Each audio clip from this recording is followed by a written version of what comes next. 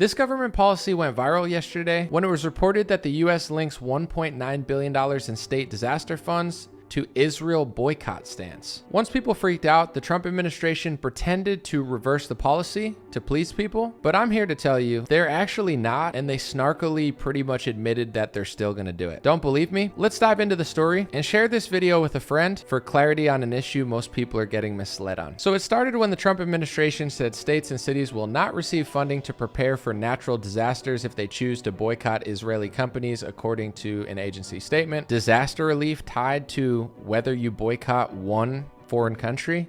That's insane. That's what everybody said, including Republicans. Why would you be allowed to boycott any companies from any country, probably even including American companies, but just not one country? Weird. When they got called out, they took the wording out of the policy, and the DHS official Homeland Security Twitter, or X feed, said there is no FEMA requirement tied to Israel in any current NOFO, no states have lost funding, and no new conditions have been imposed. They continued and said, FEMA grants remain governed by existing law and policy and not political litmus tests. DHS will enforce all anti-discrimination laws and policies, including as it relates to the BDS movement, which is expressly grounded in anti-Semitism. Those who engage in racial discrimination should not receive a single dollar of federal funding. So instead of just writing it there and giving Israel a special carve-out, they're now just saying it's racism to boycott Israel, and that falls under anti-discrimination rules. So they're admitting that they're actually not going to stop enforcing this. Here's the thing. I don't care whether you like Israel, love Israel, live in Israel, or are critical of Israel, but in the United States of America, there are Jewish people who don't agree with the Israeli government. I don't know how many, but the answer is not zero. And it's pretty crazy to say that it's racism to disagree with Israel. Here's Mike Pompeo, former Trump administration Secretary of State, saying anti-Zionism is anti-Semitism. And we've said that anti-Zionism is indeed anti-Semitism,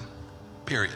Now, this is debated. Some people think it is, some people think it isn't. Me personally, I don't think wanting to boycott or disagree with a country makes you a racist. There are plenty of countries in the world where they have a specific ethnic group that most people think of the country. Ireland, Italy, Spain, Saudi Arabia. But it seems like only Israel will cry racism and anti-Semitism if you disagree with them or want to boycott some of their companies, because of course it's just racist. There can be no other explanation for your just hatred and anti-Semitism. It's just got to be that. You just must hate everybody at all times instead of just what they're doing in war or perhaps a policy disagreement. Now, outside of that, I can't really think of another country that gets special speech laws in America, passed by Donald Trump with Alan Dershowitz and Jared Kushner looking over his shoulder, passed by Ron DeSantis next to Randy Fine. It's been passed by Sarah Huckabee Sanders. It's been passed by Glenn Youngkin, Governor Kemp, Eric Adams of New York City, Kathy Hochul, Argentina, France, UK, Canada, Australia. They're all passing the same definition of anti-Semitism called the IHRA definition of anti-Semitism, which is now this international version of hate speech for one race, one religion, and one country, where they try to tell you that talking about influence in politics, like perhaps, I guess if you talk about AIPAC's influence, that will be deemed anti-Semitism under these hate speech rules. Talking about someone having dual loyalty to Israel, that could be considered anti-Semitism. They even mention Jesus, which is shocking to me that Christians support these hate speech laws because they're brainwashed by the television and politicians who tell them that it's in their religion to sell their own country out to a foreign nation and pass hate speech laws against their First Amendment that attempt to police how they do and don't talk about the death of their Lord and Savior Jesus Christ. I mean, it's so laughable to anybody paying attention, but there's big money and big influence to not get you to pay attention, because if people ever knew that this was happening by Democrats and Republicans, most people would oppose it, but that's why they can't tell you. They pretty much just do a blackout on this topic, because if this were ever covered daily on Fox News and Newsmax, most Trump supporters and Republicans would be furious, because it's just simply against everything they pretend to believe, saying there's no such thing as hate speech, we have the First Amendment. Then why would you have a special definition of anti-Semitism that basically tries to police your criticism of a foreign nation, loyalty to your government, and even your Lord and Savior Jesus Christ? And the anti-BDS laws are the same.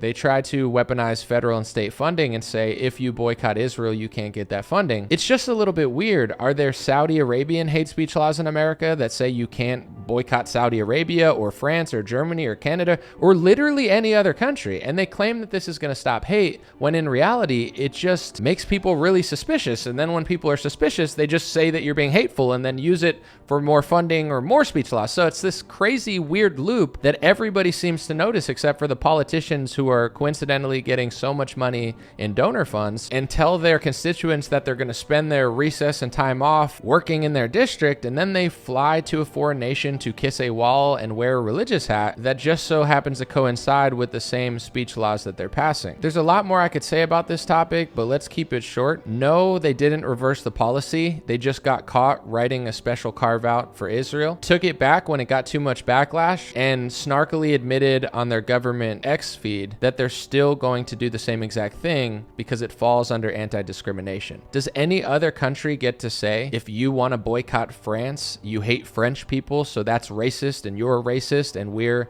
upholding our racism policing with the federal funds? How about this? Help people who need help. Don't allow them to steal the money or use excess money, because I'm sure a lot of people do money laundering through disaster funds and it should be looked at. But don't tie an American citizen's disaster relief to loyalty to a foreign country and say that they're essentially racist if they want to boycott that foreign country. Because if you only do it for one country, one race and one religion, not saying it's always done that way, there's other races for some racism laws, but when it comes to the IHRA anti-Semitism hate speech rules being passed into America and Australia and Canada and a lot of places in Europe and Argentina, it's, regardless of your foreign policy or ethnic bias, wildly anti-American.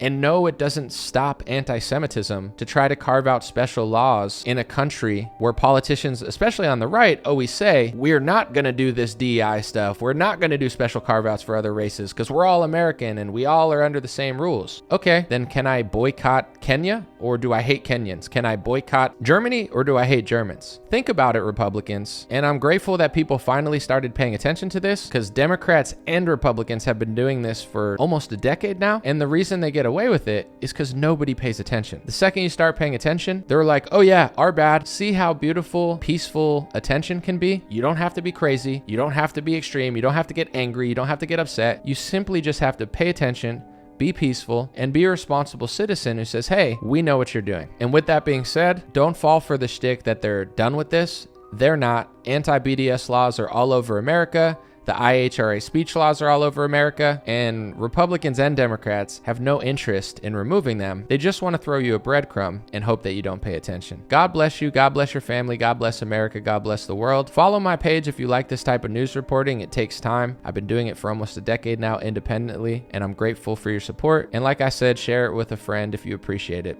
God bless you. God bless America. Have a good day, folks.